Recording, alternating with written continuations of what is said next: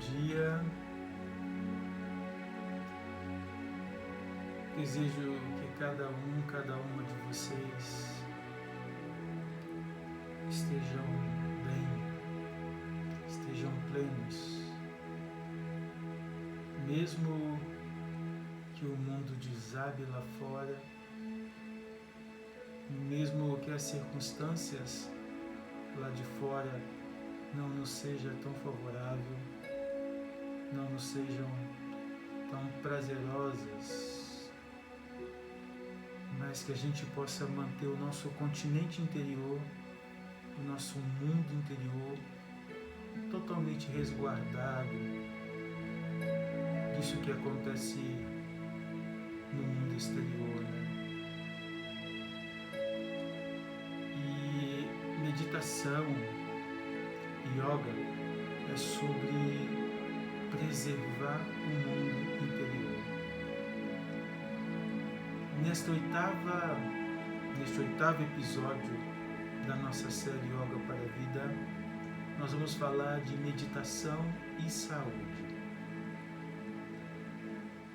Eu já comecei falando, de certa forma, sobre essa questão da preservação do mundo interior, E é disso que nós vamos falar um pouco hoje, da preservação, da conservação do nosso continente interior. É interessante a gente perceber o quanto a água e o barulho da água é salutar. Se você nunca teve a experiência de meditar na beira de uma cachoeira, na beira de um rio, diante do mar, faça essa experiência. Existe um poder ancestral, feminino, na água. A água é capaz de nos embalar de tal forma e de nos resguardar de tal forma que aquele movimento diante das águas pode nos conduzir a um abrigo caloroso, protetor. É que os 9 meses que nós passamos no útero de nossas mães tem uma implicância, uma implicação um tanto quanto interessante. Porque o útero materno é abrigo, é compaixão por excelência. Durante os 9 meses que a gente fica no útero da nossa mãe, a gente sente a compaixão por excelência.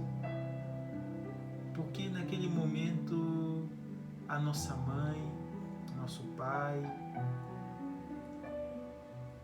endereça a nós um amor inacreditável. O amor da vontade, o amor das boas-vindas, o amor do acolhimento. E quando a gente medita no som das águas, na beira de uma cachoeira, na beira do mar, na beira do rio, diante do oceano, a gente desperta essa energia oriunda das águas. Porque quando a gente está no útero, a gente fica dentro de uma bolha d'água, A gente fica dentro de um recipiente que tem muito líquido. E um líquido que é feito de água e que é primordial para nós, para o nosso desenvolvimento, E a nossa memória está impregnada desse recinto. Não importa a nossa idade, a nossa memória está impregnada do recinto uterino. A gente sempre tem vontade de voltar lá. A gente sempre tem saudade do útero, porque o útero é o abrigo supremo. É o abrigo acalentador, Acalenta tudo. O útero nos protege de tudo. Por isso que a gente quer sempre voltar para lá. A gente tem sempre uma vontade, uma nostalgia de voltar para lá. Então a água pode ajudar a gente a reviver esse retorno. A meditação diante da água pode nos abrigar nesse sentido. E falar sobre meditação e saúde é adentrar um pouco esse território do cuidado, E nesse sentido, eu queria falar de saúde para além da ideia, para além da abordagem de saúde enquanto ausência de doença. Porque a gente vive numa sociedade que só pensa a saúde dessa forma, né? Como ausência de doença. E eu não vou pensar dessa forma, né? Nem tem como pensar a saúde como ausência de doença, né? Porque saúde não é somente a ausência de doença, né? Saúde está muito além. Saúde está para além da ausência de doença. A pessoa pode estar doente, pode enfrentar uma doença e estar saudável, está poderosamente saudável. E a meditação é uma grande parceira nesse sentido.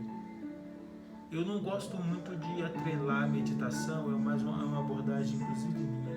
Eu não gosto de atrelar a meditação às coisas. Meditação e saúde, meditação isso, meditação aquilo. Porque a meditação é uma coisa tão completa, é uma coisa tão imensa que ela não contém, ela não cabe em lugar nenhum, entende? Então, porque meditação não é terapia, meditação não é psicoterapia, meditação não é nada disso, meditação não tem nada a ver com isso. As pessoas podem fazer meditação quando estão bem, quando estão mal. E meditação é uma disciplina, é um método. Simplesmente isso, né? Já abordado aqui outras vezes, né? Meditação não tem nada a ver com religião, com oração, em praticar o credo hindu, a tradição hindu, a tradição budista, a tradição jainista, qualquer tradição do Oriente. Meditação não tem a ver com isso. Nem yoga tem a ver com isso. Yoga é uma ciência, né? E a meditação é uma ferramenta dessa ciência que é a yoga. E por ela ser uma ciência, ela é como a matemática. A yoga é a matemática da mente, né? Assim como a matemática surgiu entre os gregos, a yoga surgiu entre os hindus. Mas a matemática não é dos gregos. A yoga não é dos hindus. Então a meditação não é uma propriedade dos hindus. Assim como a matemática não é uma propriedade dos gregos. Até porque surgiram outras formas de matemática para além da matemática propriamente elaborada, sistematizada na Grécia. Assim como surgiu outras formas de yoga que não a elaborada, a sistematizada na Índia. Então a yoga é uma ciência, assim como a física, como a matemática, como a biologia, etc. Ela é universal, ela pertence a todo mundo. E uma das poderosas ferramentas da yoga é a meditação. Então, quando eu me propus nessa série falar de meditação e saúde, eu estava pensando em justamente desconstruir o conceito de saúde. O que é saúde? E aí pensar saúde para além da ausência de doença. Mas pensar saúde como a forma integral de todo o ser. Pensar saúde a partir de uma ideia holística, integral de todo o ser. Né? E a meditação, com toda certeza, é uma ferramenta que pode contribuir, pode ajudar a gente a manter essa saúde integral, mesmo quando estamos com uma doença, mesmo quando estamos com uma situação de adoecimento, né? Então, a meditação, ela é uma prática ofertada para todas as pessoas. Ela está disponível para todas as pessoas, porque a meditação, ela tem a ver justamente com esse cuidado com a mente, essa necessidade de cuidar da mente, de zelar pela mente, de tornar a mente saudável, né? A nossa mente, ela é o tempo todo refém de uma avalanche de situações do mundo, né? e a mente fica atrelada a essas avalanches, né? Ela fica prisioneira dessas avalanches.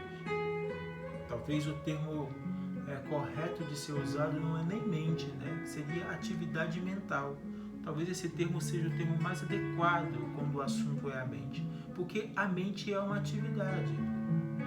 A mente é uma atividade como movimentar a mão, como andar, como balançar a cabeça. A mente é uma atividade do corpo. Embora a gente case essa ideia de corpo e mente, e o Ocidente insiste em dividir corpo e mente, nós estamos pensando aqui corpo e mente como coisas integradas, né? A mente não está dissociada do corpo. O corpo é mente, né? Eu dizia isso no nosso terceiro episódio, se não me engano. Né? O que é a mente? Segundo episódio. O que é a mente, né? A mente é o corpo inteiro, né? Ela vibra no corpo inteiro. Embora na concepção, tal como eu abordo, que parte do grande acervo do Oriente, da Índia sobretudo, mente não tem a ver com cérebro, como a gente associou no Ocidente, né? Mente tem a ver com o estômago, né? Eu já disse isso algumas vezes. E o estômago é um órgão do corpo tão interessante que ele abriga o corpo inteiro, né? Porque ele tem a competência de alimentar o corpo, né? ou de distribuir alimentação para o corpo inteiro, né? Então, quando a gente aprende a dissociar, a distanciar a mente da cabeça, do cérebro, né? E entender o cérebro apenas como uma mecânica, e esse apenas não quer dizer que não é importante, o cérebro é fundamental, né? Enquanto mecânica, né? De toda a articulação, de todo o movimento do meu corpo. Mas a mente é algo que não está, em hipótese alguma, no cérebro, como muitos teóricos, psicólogos, né, do Ocidente tentaram argumentar, né, que a mente era algo que estaria no cérebro, né, que pelo menos o cérebro seria um dispositivo do corpo que traduziria a mente, o que chama no Ocidente de psique. Mas não. A mente não está no cérebro. O cérebro é apenas uma mecânica. Assim como o carro precisa de um motor para funcionar, o cérebro é o motor do corpo, né? Mas a mente é algo que está no corpo inteiro. A mente é uma atividade, né? Eu falava também no segundo episódio que a mente é virtual, né? Não existe um aparelho da mente, né? Para andar, você precisa da perna. Para pegar um objeto, você precisa das mãos. Para falar, você precisa da voz. Para ver, você precisa dos olhos. A mente é uma entidade, é uma atividade como olhar, como falar, como cheirar, como andar, como pegar. E assim como você precisa de andar, assim como você precisa de pegar, assim como você precisa de comer, de cheirar, de olhar, você precisa de pensar. Então, a mente é algo primordial, fundamental do nosso corpo. A mente não está dissociada do corpo. A mente é corpo, né? E quando a gente começa a aprender a pensar que mente é corpo e não mente corpo, mas mente corpo, né? Não, o Ocidente pensa mente e corpo. No Oriente a gente pensa mente e corpo. Porque mente e corpo, boca corpo, olho corpo, narina corpo, ouvido corpo, quer dizer, são atividades, né, do corpo. O corpo para nós não é algo que está fora. O corpo é belo, embora ele seja matéria. E que nessa matéria a mente é a única coisa que fica. Porque para ver, para cheirar, para ouvir, para falar, para andar, para pegar, para sentir, para chorar, para sorrir, eu preciso da mente. A mente contém tudo isso, né? Emoção, sensação, pensamento, tristeza, alegria, tudo isso é contido pela mente. Então veja bem, quando eu falo de saúde, eu não só estou antecedendo o acontecimento da doença, como estou pensando o quanto um processo de desorganização, de desequilíbrio da mente, pode causar todo um distúrbio, todo um adoecimento, uma perturbação no corpo. Então, o que adoece antes de qualquer coisa, antes de qualquer particularidade do corpo, antes de qualquer órgão do corpo, é a mente. A mente quem adoece primeiro. A doença, como a gente entende, ela surge primeiro na mente, antes de aparecer no corpo. A medicina moderna tem chamado isso de psicossomatismo, né? É quando aquilo que já compareceu na mente começa a traduzir, começa a aparecer no corpo. Daí a importância da gente cuidar da mente, né? E cuidar da mente não é fazer terapia. E cuidar da mente não é fazer psicoterapia. Cuidar da mente não é buscar ser feliz, buscar ter bem-estar, buscar ser alegre, buscar ser realizado, não. Cuidar da mente é muito mais do que isso. E eu desconheço, e aí eu estou falando com toda a simplicidade de uma pessoa que vasculhou aí o Ocidente e o Oriente nesses mais de 30 anos aí de dedicação a essas coisas, né? Desde os meus 12 anos que eu entendo que eu me interessei por essas coisas que fogem do comum dos mortais, né? Desde os 12 anos que eu me interessei por espiritualidade, por misticismo, por outras visões de mundo, por outras noções de mundo. Eu estou com 42 anos, aliás, vou fazer 42 anos. Então, são 30 anos de vida transitando por esse recinto, né? Sentindo, experimentando. E eu não encontrei até hoje nada tão poderoso para ajudar a mente a ser saudável do que a meditação, do que a yoga. Infelizmente, eu não conhecia a yoga aos 12 anos de idade, infelizmente. Mas acho que aos 12 anos de idade eu comecei a me aproximar de outras possibilidades da yoga que surgiu no mundo, né? Porque a yoga que surgiu na Índia é a matriz, né? No mundo inteiro surgiram expressões dessa matriz, que é a yoga indiana. Então eu acho que eu me aproximei de certa forma disso, né? Me recordo que por volta dos 13 ou 14 anos eu fui fazer um retiro, né? De um padre que tem um método, ele chama Castanheda, não recordo o nome dele completo. É um padre espanhol, ele tem um método, se não me engano ele é um jesuíta, ele tem um método de vida meditativa, de retiro espiritual, que trabalha essa dimensão da meditação, da vida interior. Eu devia ter uns 13, 14 anos, participava da Pastoral da Juventude, e eu fui fazer esse retiro, durou 7 dias, né? E foi num sítio, uma chácara, uma casa de retiro, em plena natureza. E ali eu tive a minha primeira experiência com a meditação. Tinha uns 13, 14 anos.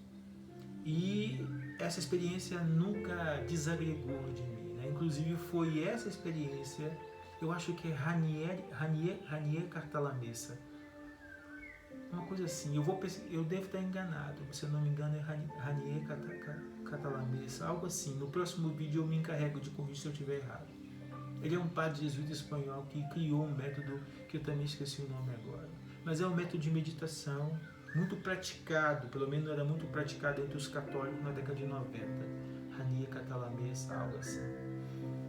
Acho que ele é capuchinho, não jesuíta. Eu prometo vasculhar isso daí para poder dizer o certo. Valeria a pena eu dizer corretamente. Então minha memória veio à tona agora e me lembrei desse evento da minha vida aos 13, 14 anos. E foi isso que me levou aos 15 anos a decidir ser monge. O monge vive da prática da vida silenciosa, da vida meditativa, né? Então, posso dizer que a meditação influenciou aí a decisão, o marco decisório da minha vida, né? Então, a meditação, ela é uma ferramenta, né, da yoga, fundamental para o cuidado com a mente. Porque a meditação é sobre a palavra dhyana no sânscrito é a palavra para meditação. E dhyana quer dizer não mente, não tracinho mente. A meditação é sobre não mente, é sobre sair da avalanche de pensamentos mentais que nos deixa inquieto, que nos deixa angustiado, que nos deixa ansioso, que nos deixa eufórico, para uma estadia do não pensar, do não ser refém da mente que deixa a gente no estado de euforia, de angústia, de ansiedade, de inquietação. Então a meditação vai tornando possível essa sintonia com o nosso eu interior, nos retirando dessa frequência frenética da avalanche de pensamentos que faz o nosso coração palpitar rápido, que faz a nossa respiração ficar ofegante e que faz a gente ficar desbaratinado sem concentração. A meditação possibilita a gente adentrar esse recinto interior, esse continente interior e abrigar e habitar conosco. É esse habitar conosco, conhecendo o nosso eu interior, que nos possibilita essa integração. É o caminho do não ser, do não mente, que nos conduz ao ser verdadeiro, ao eu interior verdadeiro e à mente originária, a mente pura que habita nós mesmos. A meditação é esse exercício, essa atividade salutar para recuperar em nós o equilíbrio do nosso próprio processo mental, ou seja, da nossa própria atividade mental. Uma atividade mental doentia abre porta para todos os tipos de adoecimento, inclusive para um câncer. O câncer nada mais é do que a crosta de pensamentos ruins, de memórias ruins, de eventos ruins, de emoções ruins que foram abrigando numa determinada área do corpo. O seu pensamento, a sua mente adoecida produz o câncer, né? Em algum lugar do seu corpo. A pessoa que está cometida com câncer, ela está tão embriagada de um pensamento da sua vida, de uma ideia da sua vida, de um histórico da sua vida, de acontecimentos diversos que colocaram a mente dela em questão, que colocaram o sentimento dela em questão, que colocou as emoções dela em questão, e ela não teve tempo, não teve oportunidade de oxigenar esses pensamentos, essas ideias, essas emoções, esses sentimentos. E a vida vai passando, e a pessoa fica remoendo aquilo. E interessante que às vezes são pessoas boas, né? São pessoas corretas na vida, né? Mas pessoas que elaboram muito mal o seu sentimento, que elaboraram e que elaboram de forma muito errada a relação com a sua mente. E tem muitas pessoas assim no mundo. Tem muitas pessoas assim entre nós, né? Que são pessoas bacanas, são pessoas boas, não são pessoas ruins, que têm uma relação muito negativa, muito pesarosa com a sua mente, com seus processos mentais, com a sua atividade mental, né? E quando eu falo de atividade mental, eu estou falando de emoção, sentimento, sensação, amor, ódio, tristeza, alegria. Tudo isso é atividade mental. Tudo isso é delineado, tudo isso é produzido pela mente, né? Então, o poder que a mente tem de nos adoecer é gigante.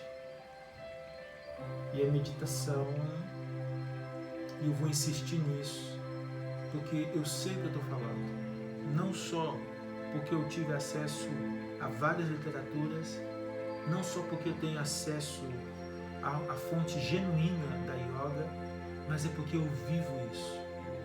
Vivo isso na minha vida, tenho vivido isso na minha vida, tenho vivido isso na minha experiência com meus pacientes. Eu sou psicólogo, né, desde 2007, psicólogo e psicanalista desde 2007, e desde 2007 eu venho atendendo pessoas adoecidas, venho observando pessoas, eu venho analisando, observando processos de adoecimento das pessoas.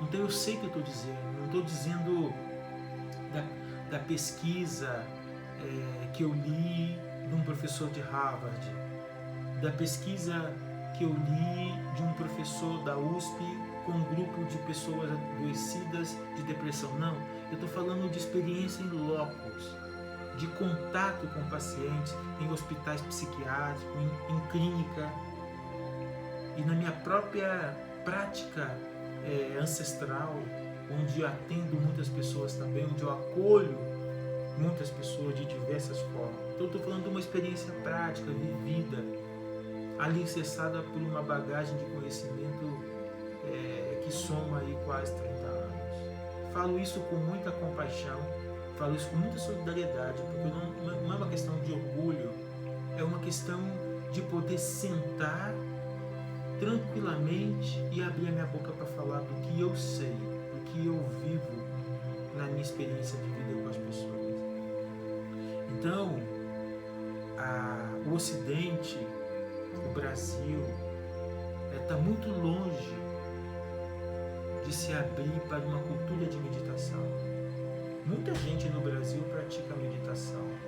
Muita gente do Brasil se descobriu na yoga. Não na yoga como ginástica de academia. Isso não é yoga. Isso é uma coisinha minúscula da yoga, que é essa parte do exercício físico. A yoga tem isso. Mas, tal como é ensinado nessas academias, não tem nada a ver com a yoga verdadeira. A yoga é uma ciência. A yoga é sobre não ser. A yoga é sobre não mente. A yoga acontece quando a gente está dilacerado, quando a gente perdeu a relação total com a dinâmica desse mundo, quando esse mundo não serve mais para responder às nossas indagações, para produzir saúde e bem-estar em nós, alegria, prazer, realização, a gente está pronto para a yoga. Quando a gente coloca em xeque a certeza desse mundo, de tudo que esse mundo nos oferece, a gente está pronto para a yoga. É nesse momento que a yoga pode surgir para nós, como possibilidade de existir de outra maneira, como possibilidade de desvendar o seu ser mais profundo, o seu eu interior.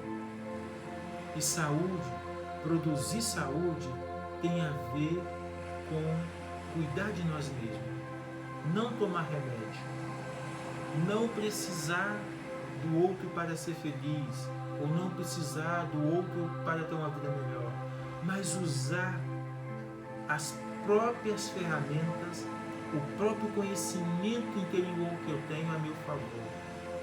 A meditação ajuda a gente a desvendar esse professor interior, essa sabedoria interior que a gente tem, para usar conosco mesmo, para usar para a nossa vida.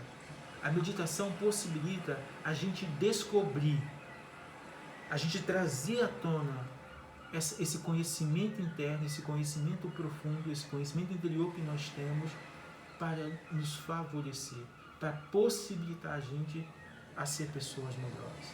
A yoga, através da disciplina da meditação, traz para fora esse mestre, esse guru que você tem dentro de você, esse conhecimento ancestral, esse conhecimento dos antigos que está armazenado, que está guardado dentro de cada ser humano. Ele só precisa fazer uma viagem interior e descobrir esse conhecimento e ter acesso a esse conhecimento. É isso que a yoga, é isso que a prática da meditação vai ajudar você a descobrir o grande guru, o grande mestre, o grande professor que você tem dentro de você. Quando você descobrir, quando você encontrar com esse guru que mora dentro de você, com esse conhecimento que reside dentro de você, você não será mais refém de ninguém. Você vai realizar-se, você vai se colocar caminho em busca da sua felicidade, em busca da sua realização, em busca da liberação, desse acontecimento mágico da vida que é a plenitude, que é o nirvana. Saúde, estar saudável é estar realizado. Estar saudável é estar consciente de si. Estar saudável é ser dono de si. E eu entendo que a yoga, a prática da meditação, pode ajudar profundamente a você ser saudável e a ser dono de si mesmo.